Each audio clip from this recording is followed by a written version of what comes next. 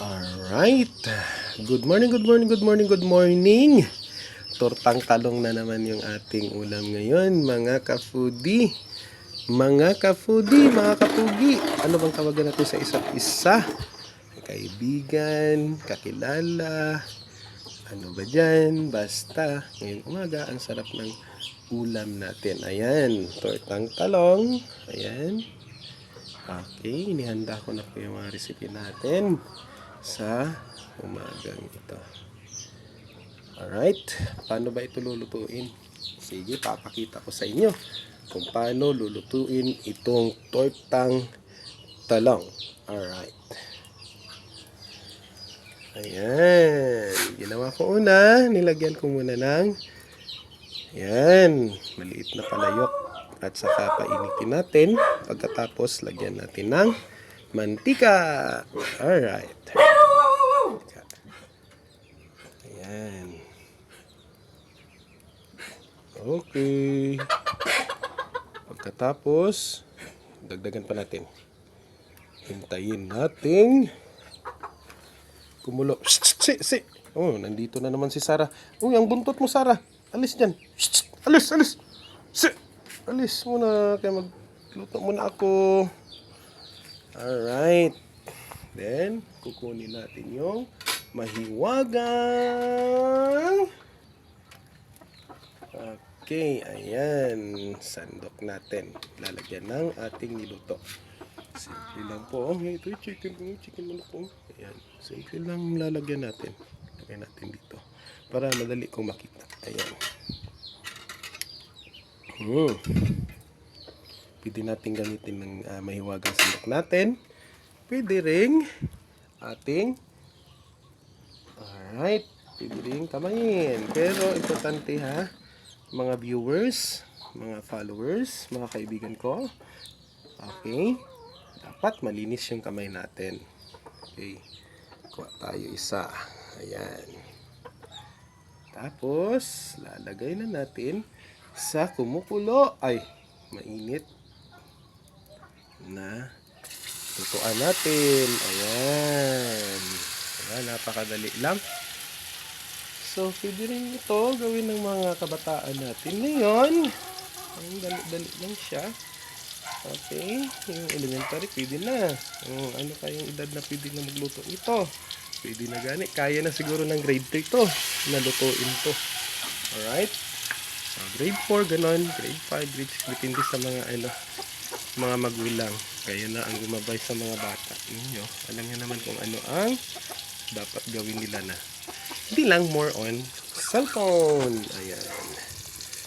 So yan, napakasarap po ng ating agahan ngayon. Mga ka-pogi.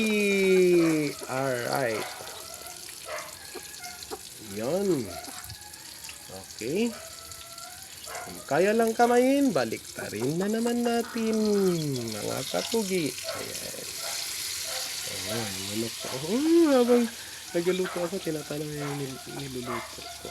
Alright. Ayan. Simpleng mekos-mekos lang yan. Napakadali lang siya masyado.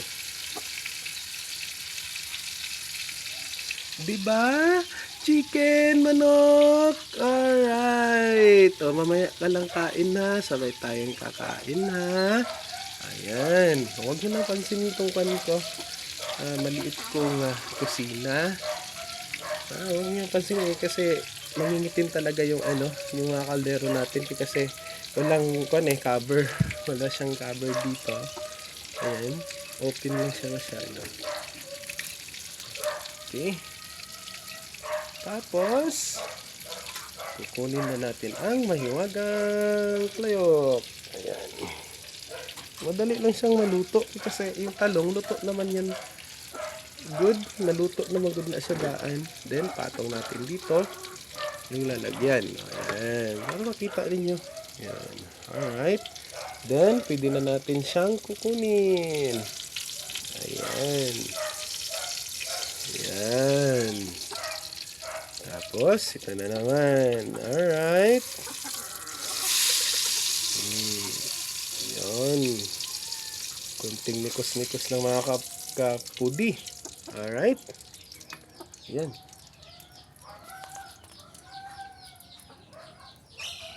Tapos itong isa, lagyan muna natin dyan. Pwede na ilagay lahat. Okay. Alright. Parang salad ba? Okay. Yan ang tortang talong natin. Oh, yun. Mga ka-foodie. Sarap to. So, pagkatapos nito, pwede nyo siyang lagyan ng mga ano pa dyan, yung pangpaganda. Okay? Hindi, yung ng sibuyas daw na sibuyas. Depende na yan sa inyo, mga ka-foodie, mga ka-fogi, mga kagwapa. Yan. Alright? Anong design ang gusto nyo sa pagkain na yan? Para maganda naman.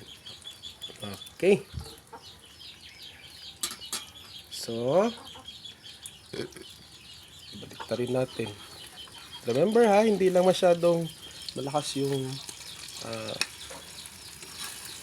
sunog ng kahoy natin. Oo, para hindi masunog din yung niluluto natin, mga kapudi. Alright. Ayan. So, yan na. Luto na. Mga kapudi. Alright. Okay.